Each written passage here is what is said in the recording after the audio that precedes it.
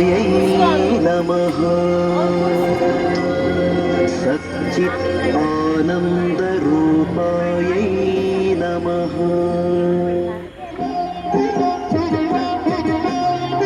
मूलवतनवासी ज्योतिर्लोकवासी परमधामवासी मुक्तिधामवासी मूलवतनवासी ज्योतिर्लोकवासी परमधामवासी मुक्तिधामवासी आत्मलोकनिवासी शिवने स्वागतं सुस्वागतम् आत्मलोकनिवासी शिवने स्वागतं सुस्वागतं स्वागतं सुस्वागतं स्वागतं सुस्वागतम् अजम् अनादिम् आदित्यवर्णम् अचिन्त्यरूपम् अकायम् अभोक्तम्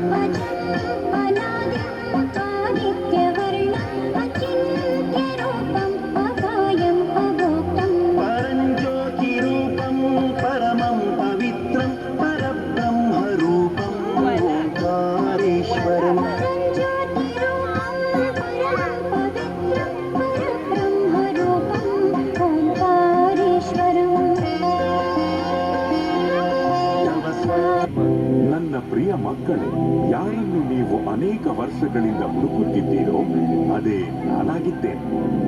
ನಾನು ನೀವು ಆತ್ಮರ ಪಿತ, ಪರಮಪಿತ, ಪರಮಾತ್ಮ ಶಿವನಾಗಿದ್ದೇನೆ. ನಿಮ್ಮಂತೆ ನಾನು ಸಹ ಅತಿ ಸೂಕ್ಷ್ಮನಾಗಿದ್ದೇನೆ. ಜ್ಯೋತಿರ್ಬಿಂದು ಆಗಿದ್ದರೂ ಸಹ ಜ್ಞಾನ ಗುಣದಲ್ಲಿ ಸಿಂಧುವಿನ ಸಮಾನನಾಗಿದ್ದೇನೆ. ನಾನು ಸರ್ವಶಕ್ತಿವಂತ. ಜನನ ಮರಣದ ಚಕ್ರದಿಂದ ದೂರವಿರುವ ಕಾರಣ ಸದಾ ಪಾವನನಾಗಿದ್ದೇನೆ. ನೀವೆಲ್ಲ ಆತ್ಮರು ನನ್ನ ಪ್ರಿಯ ಸಂತಾನರಾಗಿದ್ದೀರಿ.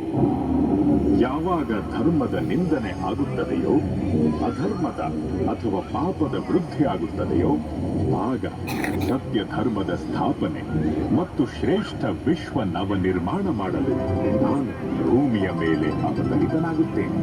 ಈ ದೈವಿ ಅಥವಾ ಪಾವನ ಅವತರಣೆಯ ಕಾಲವನ್ನು ಸಂಗಮಯುಗವೆಂದು ಕರೆಯಲಾಗುತ್ತಿದೆ. ಕಲಿಯುಗ ಮತ್ತು ಸತ್ಯಯುಗದ ಸಂಗಮದ ಈ ಸಮಯ ಅತ್ಯಂತ ಕಲ್ಯಾಣಕಾರಿಯಾಗಿದೆ.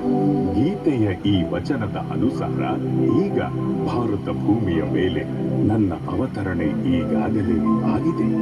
ಪ್ರಜಾಪಿತ ಬ್ರಹ್ಮರವರ ಸಾಕಾರ ಮಾನವ ತನುವಿನಲ್ಲಿ ನಾನು ಪ್ರವೇಶವಾಗಿ ಸಹಜ ಗೀತಾಜ್ಞಾನ ಹಾಗೂ ರಾಜಯೋಗದ ಮೂಲಕ ನೀವು ಆತ್ಮರನ್ನು ಪಾವನರನ್ನಾಗಿ ಮಾಡುವ ಬೃಹತ್ ಕಾರ್ಯದಲ್ಲಿ ತೊಡಗಿದ್ದೇನೆ. ಈಗ ದೇಹ ಸಹಿತ ದೇಹದ ಎಲ್ಲಾ ಸಂಬಂಧವನ್ನು ಮರೆತು ಸ್ವಯಂವನ್ನು ಆತ್ಮನಿಶ್ಚಯ ಮಾಡಿಕೊಂಡು ಪರಮಪಿತ ಪರಮಾತ್ಮನಾದ ನನ್ನ ನೆನಪು ಮಾಡಿ. ಇದೇ ರಾಜಯೋಗವಾಗಿದೆ.